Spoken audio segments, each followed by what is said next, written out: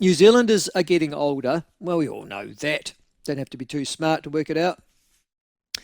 Modern medicine, despite the fact that we are getting fatter, despite the fact that we're apparently in the midst of an obesity epidemic, despite the fact that we drink more and probably drink more alcohol than any generation in New Zealand's history, despite the fact that we exercise less, spend more time in front of electronic media, and apparently should be going to hell in a handbasket, we're living longer and a lot longer. The average life expectancy in the 1960s was the mid-60s, now we're up to the mid-80s.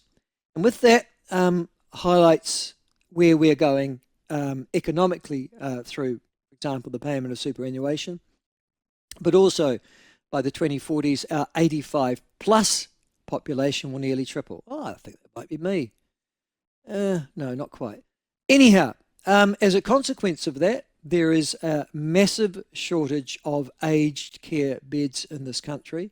It's likely to get worse. By 2030, and it's only 5 years away, dear Lord, New Zealand's expected to need approximately 15,000 additional aged care beds, but the sector expects to build only 5,000 to 6,000. In addition to where do all these elderly citizens go who need care, there is also just the problem of, well, where are they going to go when they retire?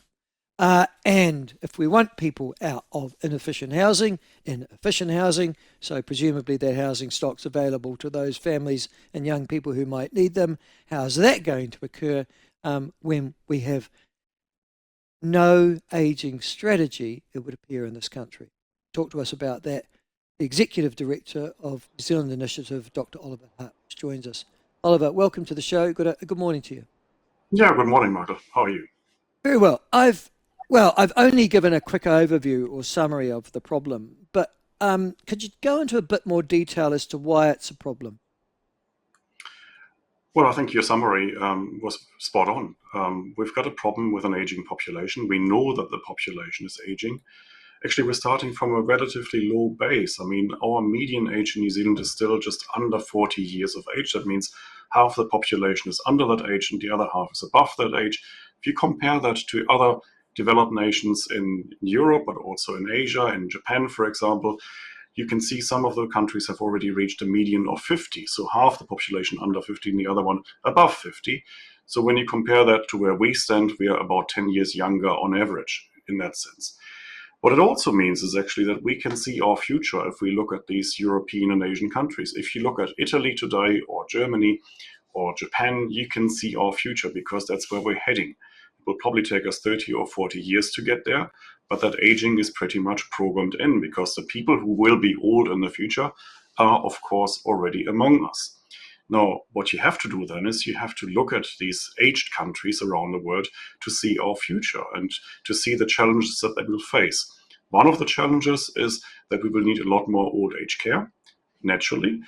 Fortunately, people are now much healthier for much longer than they used to be. So if you're talking about people, aged 80, I mean, age 80 is probably the new 65.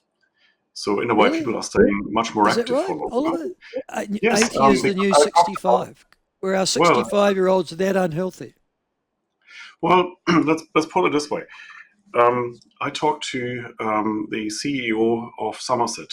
That's an old age care and village operator. And I asked him, at what age do your residents usually arrive in your villages? And I was surprised. Have a guess what age they arrive in, average? Yeah, I would have thought mid-70s, early to Yeah, mid-70s. 80. 80. Yeah, that's interesting. So 80 Yeah. is the average age at which people actually then move into the old age care villages. I would have thought it's much earlier, but anyway. So I think actually that's a good sign because it means that people are healthier for longer and they are able to live an independent life for much longer than they used to. Nevertheless, at some stage, a large cohort of elderly people will arrive in these villages or would like to arrive in these villages, and now we find out we haven't got enough space. We've underbuilt, we've underprovided, and that's not the sector's fault because they would like to, but it's actually the problem also with public policy because as Scott Sculler told me in that interview I did with him last week, it is really hard to build new retirement villages. That process can take a long time.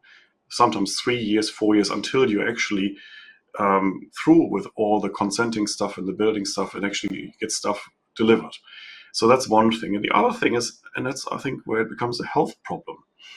He said we are so far behind on preparing for the beds we need for old age care that we risk at some stage clogging up our hospital system, because what will happen is people who might actually be served really well with old age care in a retirement village, where it can be delivered at a cost of $180 per bed per night, if that bed is not available, what do? Well, they will turn up at the nearest hospital in A&E, and then they might actually stay in hospital for weeks, sometimes for months, and actually he said sometimes for some cases 1.5 years, where a hospital night of course costs you north of $1,000.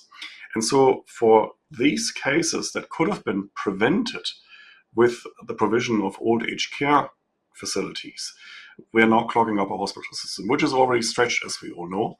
And so this problem of old age care then becomes a wider public health problem, because we've got a health system that's simply not prepared to take up from what basically old age care providers should be providing.